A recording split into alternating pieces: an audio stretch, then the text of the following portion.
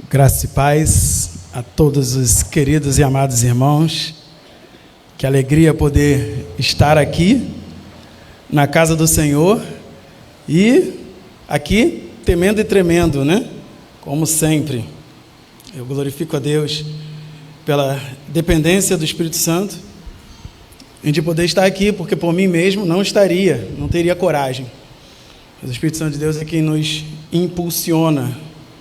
Então eu quero glorificar a Deus por tudo que já foi realizado aqui, por esse culto abençoado e maravilhoso, pelos louvores que, na verdade, foram a preparação para a mensagem, tudo que foi feito até aqui.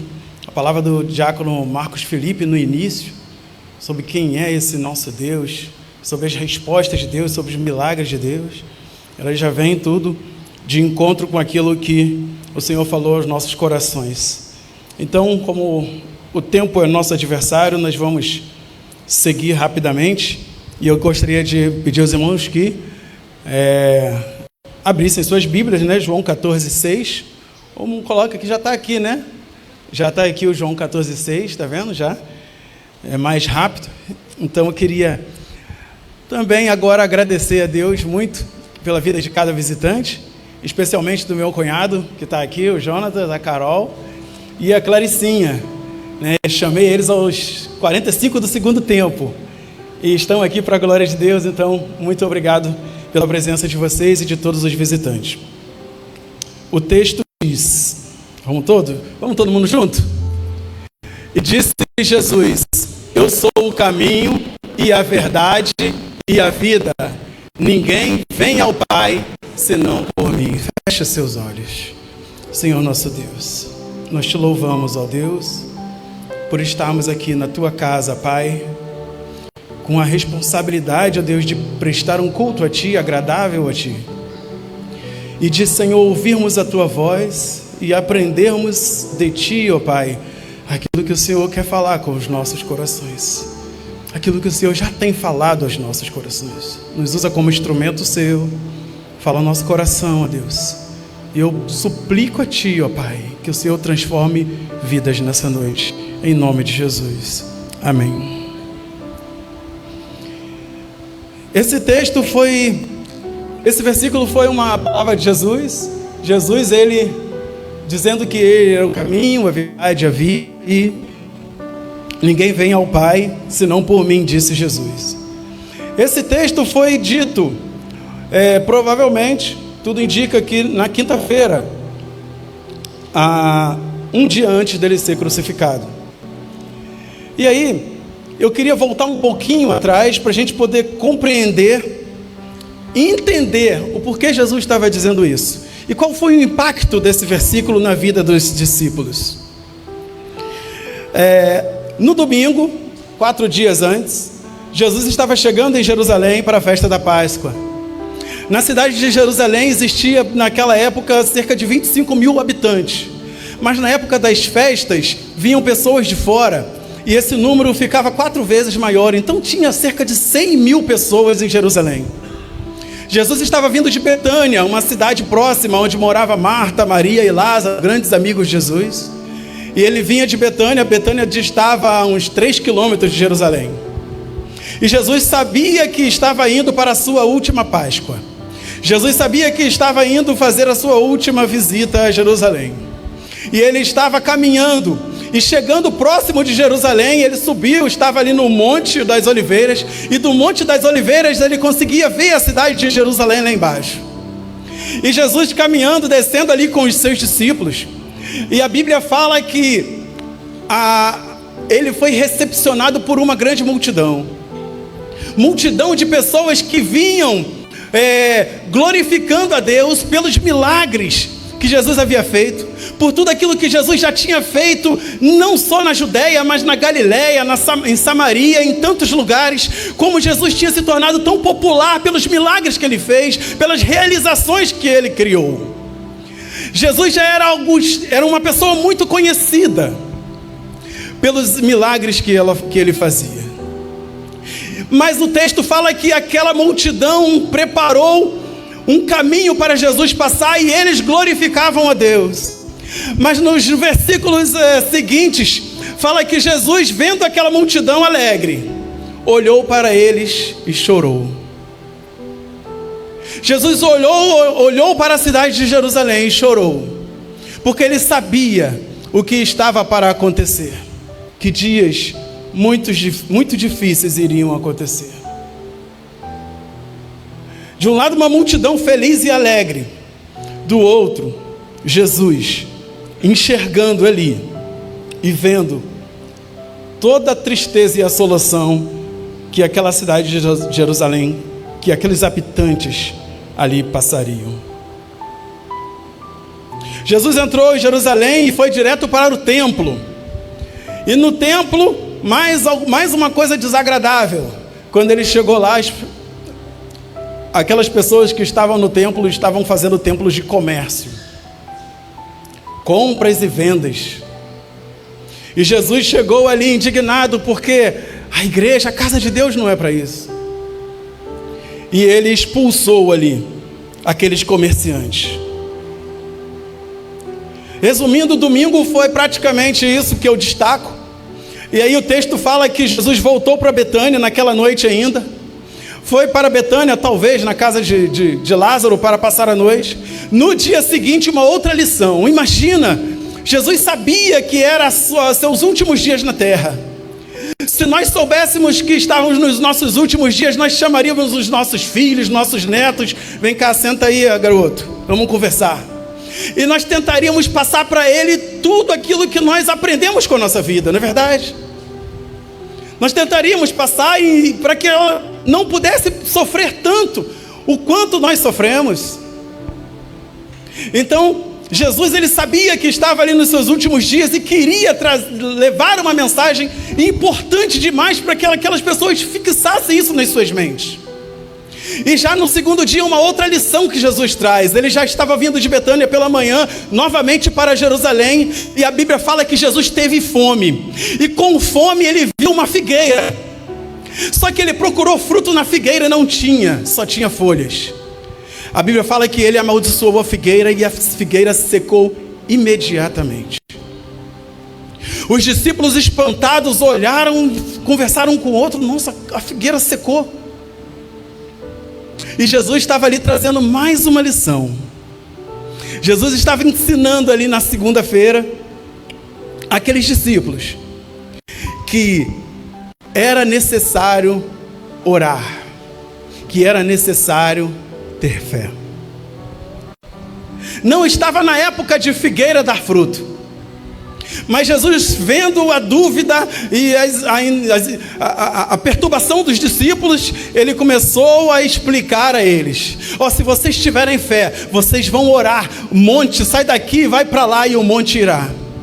Jesus começou a falar com os discípulos que não importa se estava ou não na época de dar figo. Quando nós temos fé, Deus paralisa a natureza, faz a natureza ao nosso favor, faz com que as coisas funcionem para nos satisfazer quando temos fé. E ele me traz essa grande lição nessa segunda-feira, e ele fala assim: porém, se você tiver alguma coisa contra alguém, libere seu perdão, para que você seja ouvido por Deus. Era necessário que aqueles discípulos aprendessem que a fé seria muito importante na caminhada deles. Na terça-feira, Jesus agora, ele traz seus últimos ensinamentos ao povo. E ele traz uma sequência de instruções ao povo, uma sequência de ensinamentos. Ele fala sobre o batismo das águas, sobre as obras, sobre o conhecimento das escrituras, sobre os falsos mestres, sobre oferta, sobre oração.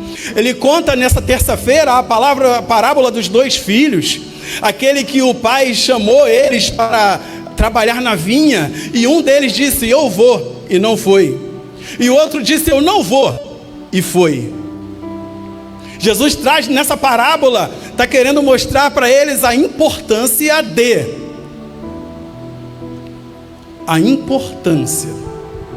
de fazermos a obra, não somente falarmos que vamos fazer. Ele também traz a parábola do bom samaritano, que é uma parábola de puro amor ao próximo. Ele também fala da parábola da viúva pobre, que tinha apenas 2 moedas para entregar, calculando o valor daquelas moedas nos dias de hoje. Cada moeda daquela valeria cerca de 2 centavos. Pode parecer muito pouco. Ela tinha 2 moedas, uns 5 centavos hoje. Mas aqueles fariseus levavam sacos e sacos de dinheiro. Mas Deus atentou para a oferta daquela viúva pobre. Porque Deus, ele não está preocupado com a quantidade. Ele não quer saber das pessoas que querem se mostrar, que enchem as suas mãos de dinheiro e entregam ali para querer dizer que são melhores do que os outros. Eu não sei. Talvez aquela viúva estivesse com os últimos recursos que o seu marido falecido deixou. Mas ela pegou aquelas 2 moedas que tinha e entregou no altar do Senhor. E o Senhor aceitou a oferta daquela viúva pobre. Ela deu não o que sobrava, ela deu tudo o que ela tinha. A outra parábola também que fala sobre o juiz iníquo. O juiz iníquo é aquele juiz que não se importava com ninguém do povo. Mas aí diz que existia uma mulher que queria que o juiz olhasse para a causa dela. E Jesus traz um novo ensinamento aqui, um outro ensinamento que ele diz, que ele traz, é que aquela mulher ficou atrás daquele juiz o tempo todo. Aquela mulher ficou onde o juiz ia no restaurante, ela ia atrás e pedia para o juiz. O juiz ia para o shopping, ele ia atrás. Ela ia atrás. Juiz ia andando na rua, ela ia atrás do juiz. Eu quero que você veja a minha causa, quero que você veja a minha causa, quero que você veja a minha causa. E Jesus destaca aqui nessa parábola a insistência daquela mulher. A Bíblia fala que o juiz, que não se importava com aquela mulher, ele disse assim: vou atender logo o que essa mulher quer, para que ela pare de encher a minha paciência. E o juiz atendeu a causa dela. Jesus está ensinando sobre a insistência. Irmãos, precisamos insistir com Deus. Talvez você esteja orando há algum tempo e talvez você não tenha ainda recebido aquilo que você está pedindo a Deus. E o tempo vai passando, você vai esmorecendo. E aí você desanima. E aí fala: não vou mais, vou na quarta-feira, não, no culto de oração, porque eu peço sempre a mesma coisa e não consigo. Mas Jesus está ensinando que precisamos insistir. A Bíblia diz que Isaac tinha 40 anos quando casou-se com Rebeca. E a Bíblia fala que ele orou insistentemente para que Rebeca, que era estéril, tivesse filhos. A Bíblia fala que Isaac teve filhos com 60 anos. Ele orou 20 anos. E a Bíblia faz questão de destacar insistentemente para receber a sua bênção. Ana orou. Quantos não passaram tempos e tempos orando para alcançar a promessa de Deus? Não desista, meu irmão. A insistência. E Jesus, ele, nessa terça-feira, ele fala: quando o Filho do Homem vier, achará fé na terra? Quando o Filho do Homem vier, achará fé na terra? Estamos insistindo, ou estamos deixando a vida levar? Quando olhamos para as quartas-feiras e vemos aquele grupo pequeno aqui na igreja, nos cultos de oração, achará fé na terra?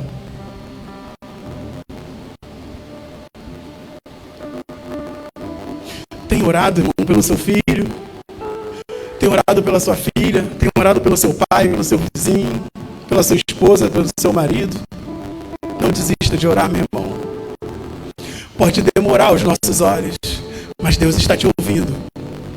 Se você passou aqui pela segunda-feira e você não tem nada contra ninguém, se você não tem uma questão com o pessoal, o seu irmão que você tem que resolver, você pode ter certeza que Deus está ouvindo a sua oração. E você não pode parar de orar. Continue insistindo que Deus vai te abençoar no momento dele. Ele conta também na terça-feira a parábola do fariseu e do cobrador de impostos. E ele diz que o fariseu batia no peito orando: Senhor, obrigado porque eu não sou igual a eles. E do outro lado, o cobrador de impostos, de cabeça baixa, dizia: Senhor, tem misericórdia de mim, que eu sou pecador. E Jesus pergunta: qual foi a oração que foi ouvida? Irmãos, precisamos nos humilhar. Precisamos chorar aos pés do Senhor. Precisamos quebrantar o nosso coração, rasgar a nossa alma diante do Senhor. Abrir para Ele completamente a nossa vida, a nossa história.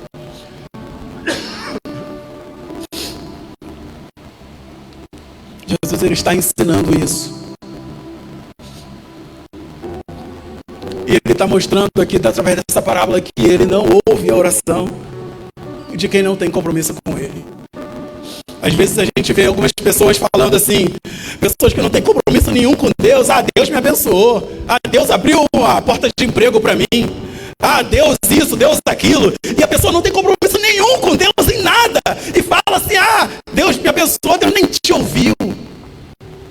Deus não ouve a oração de quem não tem compromisso com Ele. Deus não tem compromisso com quem não tem compromisso com Ele. Deus te abençoou porque alguém da sua casa que é crente estava orando por você. Deus te abençoou para cumprir com o plano dEle, com o projeto dEle. Mas nunca porque te ouviu, porque Deus não ouve quem não tem compromisso com Ele. Aquele fariseu batia no peito, falava com Deus como se Deus estivesse ouvindo. Deus não ouve a oração dessas pessoas. Deus ouve a oração de pessoas que têm compromisso, de pessoas que são fiéis, de pessoas que são praticantes da palavra. São essas pessoas que Deus ouve a oração. Não ore aqui, irmão, simplesmente para o seu filho conseguir um emprego, para o seu filho fazer isso, para o seu filho conquistar aquilo. Simplesmente ore primeiramente para que ele conheça Cristo. Ore primeiramente para que ele receba Jesus, que isso é mais importante do que qualquer coisa que você possa adquirir nessa terra. Na quarta-feira,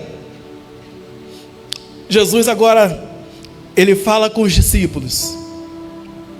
E ele fala: chegou a hora do Filho do Homem ser glorificado. E Jesus agora na quarta-feira ele começa a falar do porvir. Ele começa a ensinar aos discípulos as coisas que aconteceriam.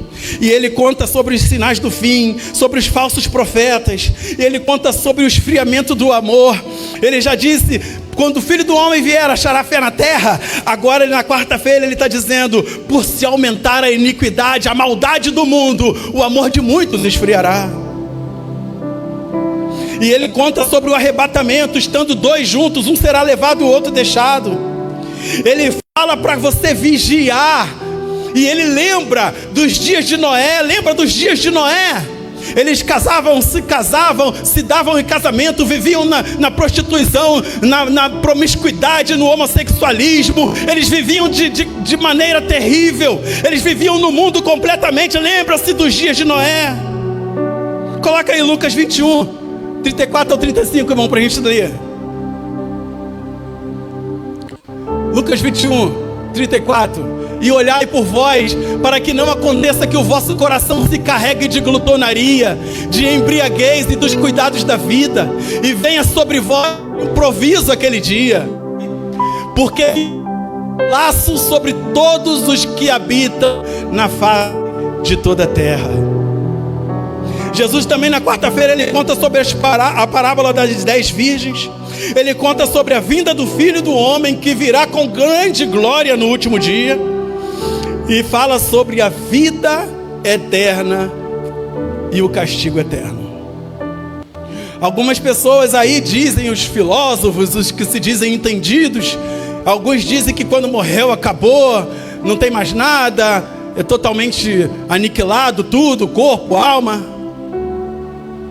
Outros dizem que reencarna e aí morreu, aí depois vai reencarnar, vai voltar no neto, no cachorro, no gato, não sei.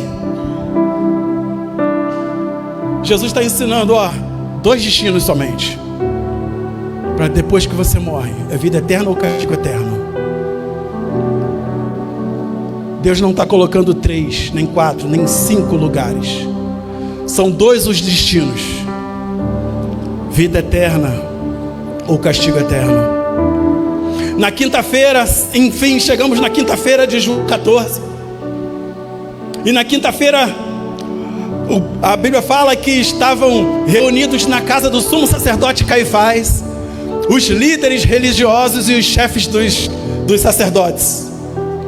Eles estavam reunidos todos na casa de Caifás, e a Bíblia fala que eles estavam pensando, planejando como vamos fazer para matar Jesus. Essa era a pauta da reunião deles na quinta-feira. Enquanto isso, Jesus estava pela manhã, ele estava falando com os discípulos, e Judas não estava presente, e ele dizia que a Páscoa estava chegando, e o Filho do Homem estava para ser crucificado. Talvez aqueles discípulos não entendessem completamente como nós entendemos hoje o que Jesus estava dizendo.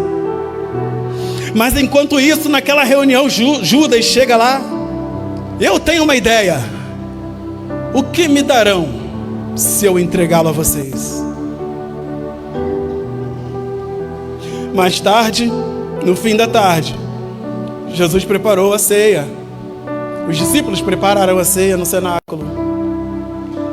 E ali eles estavam participando da última ceia. Jesus e os 12. Agora Judas estava novamente com eles. Mas Judas saiu porque foi rapidamente identificado por Jesus como aquele que o trairia. Jesus ficou com os 11. E Jesus disse que não estaria mais ali, porque seria glorificado com o Pai. E Jesus disse: eu prometo voltar. Foi a palavra de esperança que Jesus trouxe para aqueles discípulos. Eu prometo voltar. Irmãos, quando vemos aqui, foi falado muitas das vezes de Pedro aqui.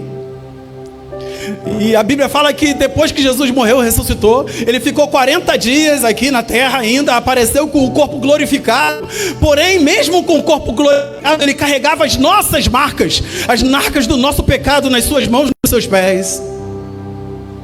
E esses 40 dias se passaram até que ele subiu ao céu. Quando ele subiu ao céu, a Bíblia fala: e agora os discípulos? Aí Atos capítulo 1, versículo 12 a 17 diz que aqueles discípulos se reuniram no cenáculo. O autor de Atos diz que havia 120 pessoas aproximadamente naquele cenáculo, e eles se reuniram para cultuar ao Senhor, para adorar ao Senhor.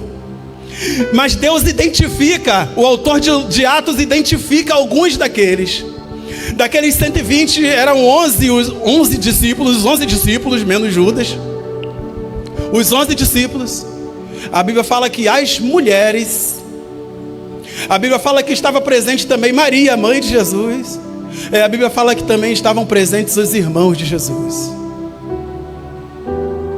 Faltavam 10 dias ainda para o Pentecostes. E eu imagino aquela reunião com aqueles discípulos, um olhando para a cara do outro: e agora o que a gente vai fazer? Jesus morreu, ressuscitou, subiu ao céu, e agora o que será de nós? Então vamos adorar, vamos louvar, vamos servir ao Senhor, vamos buscar a sua vontade, a sua face, vamos adorá-lo. E eles ficaram ali orando. E a Bíblia fala que teve um momento que Pedro se levantou e Pedro falou: olha, tudo o que aconteceu foi o que já estava dito pela boca de Davi e dos profetas. E eles começaram a colocar os pingos nos is. E eu creio que ali eles começaram a entender tudo que havia acontecido. E Pedro faz aquele discurso. E eles certamente se lembraram desses dias que nós acabamos de falar, do domingo, das instruções de Jesus na segunda, na terça, na quarta, do porvir. de que Ele seria glorificado com o Pai, e de que Ele voltaria também para nos buscar. Eu acredito que foi uma palavra de ânimo que Pedro trouxe para aqueles discípulos: vamos permanecer. E provavelmente eles se lembraram, olha, Ele falou que mandaria o Consolador. E eu penso aqui conjecturando, eles pegaram ali o João 14. Vamos lembrar que Jesus falou aqui ontem pra gente: não fiquem com os seus corações angustiados, creiam em Deus e creiam em mim. Na casa de meu Pai há muitas moradas. Se não tivesse, eu teria avisado vocês. Eu vou preparar o lugar para vocês nessa morada. E quando eu for preparar para vocês esse lugar, eu voltarei e os buscarei, para que onde eu estiver, vocês também estarão para todo sempre. Vocês agora conhecem o caminho para onde vou. E Tomé respondeu: Senhor, não sabemos para onde vai, como podemos entender o caminho? E Jesus disse: eu sou o caminho, a estrada, o sentido. Eu sou a verdade, o fato, a realidade. Eu sou a vida, a plenitude de vida, a vida completa, a vida abundante. Ninguém, nada, ninguém vem, se apresenta, aparece ao Pai a não ser por mim.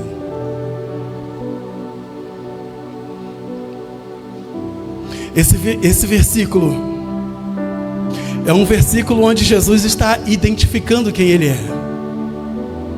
Ele está dizendo para aqueles discípulos: eu sou o caminho. Jesus está revelando uma parte maior, mais uma parte da identidade dele. Ele diz: eu sou o caminho, eu sou a verdade, eu sou a vida. Ninguém vem ao Pai senão por mim. Ele está dizendo quem Ele é. E de repente isso está ficando claro na cabeça daqueles discípulos, porque Jesus, Ele é o arquiteto da criação. Jesus é o tempo, é o ontem, é o hoje, é o amanhã. Jesus é o passado, o presente e o futuro. Jesus é o que era, o que é, o que há de vir. Jesus é o todo-poderoso, o amigo fiel, o mestre, o Cordeiro de Deus, a ressurreição e a vida, a paz, o consolo, a arca, a sarça ardente, a provisão. Ele é o socorro na hora da angústia. Jesus é a coluna de nuvem no calor, a coluna de fogo no frio. Jesus é a luz do mundo, o sal da terra. Ele é o segredo da força de Sansão. Ele é a fonte das águas vivas. Ele é a resposta da oração de Ana, a resposta da oração de Isaac. Jesus é a arca da aliança. Ele é rei, é sacerdote. Ele é a sabedoria de Salomão. Jesus é o dono do ouro, da prata. Ele é o noivo da igreja. Jesus é a aliança. Jesus é o quarto homem da fornalha. Jesus é quem lhe dá livramento. Ele é o anjo que acampa ao teu redor e os livra. Jesus é a carruagem de fogo que levou Elias. Jesus é o multiplicador do pão e do peixe. Jesus é a cura da lepra de Naamã. Jesus é o que fez o machado flutuar, que fez o peixe engolir Jonas. Jesus é o juiz, é o que persegue os inimigos. Ele é o segredo das nossas vitórias. Jesus é o cavaleiro que cavalga para vencer. Jesus é o Pai, Jesus é o Filho, Jesus é o Espírito Santo. Jesus é o caminho para a vida eterna. Jesus é a árvore da vida. Jesus é o bom pastor, a porta da salvação. Ele é quem tira o seu filho das drogas. Ele é quem tira o seu filho do homossexualismo. É Ele quem te guarda no caminho. Jesus é quem pode te livrar dos falsos amigos. É Ele quem pode te livrar do cigarro, da maconha, do crack, da cocaína, das drogas. Jesus é quem te trouxe aqui nessa noite. É Ele que está falando com você agora. É Ele que está de braços abertos para te receber. É Ele quem está te dando uma oportunidade. Jesus é a resposta que você veio buscar hoje. Eu não sei quem está me ouvindo aí, talvez assistindo pela internet. Aquela resposta que você tem procurado é Jesus na sua vida, meu irmão. Esse é o nosso Jesus, e Ele quer se revelar a nós. E só quem o conhece que pode entender. O Marcos Felipe aqui falou: as pessoas lá fora não entendem, Porque lá fora o mundo está de cabeça para baixo. São assassinatos, violências, vício, prostituição, drogas, a maldade se enraizando no coração do homem. Pessoas trapaceiras, pessoas maliciosas, roubadores, pessoas que adulteram, pessoas que vivem no mundo completamente. E eles não entendem porque estamos aqui, a igreja está aqui. São milhares de anos e as igrejas estão de pé. Tem pessoas que saem por esse mundo perigoso, por essas ruas perigosas, e vêm para a casa de Deus adorar o Senhor. Eles não conhecem porque não conhecem a Jesus. Para conhecer o caminho para o céu, basta conhecer Jesus, porque tudo é dele, tudo é para ele, tudo é por meio dele, todas as coisas são dele. Jesus é o centro, nós não temos nada, meu irmão. Nossos filhos são de Deus, nossa família é de Deus, a nossa casa foi Deus que te deu, tudo, teu emprego foi Deus, não é o teu diploma, não é o teu dinheiro, nada disso. Tudo que você conquistou na terra foi porque Deus permitiu. Tudo vem de Deus e no estalar de dedos Ele pode derrubar tudo. Nós precisamos viver para Deus. Muitos se acham alguma coisa, muitos acham que possuem alguma coisa. Tudo é de Deus. Jesus alertou que nos últimos dias aqui na terra, que muitos na igreja ainda não conhecem. Muitas pessoas, muitos anos dentro da igreja, e que ainda não conhecem Jesus. Jesus disse que viria o Consolador, e o Espírito Santo de Deus desceu sobre aquele povo reunido 10 dias após a ascensão de Jesus.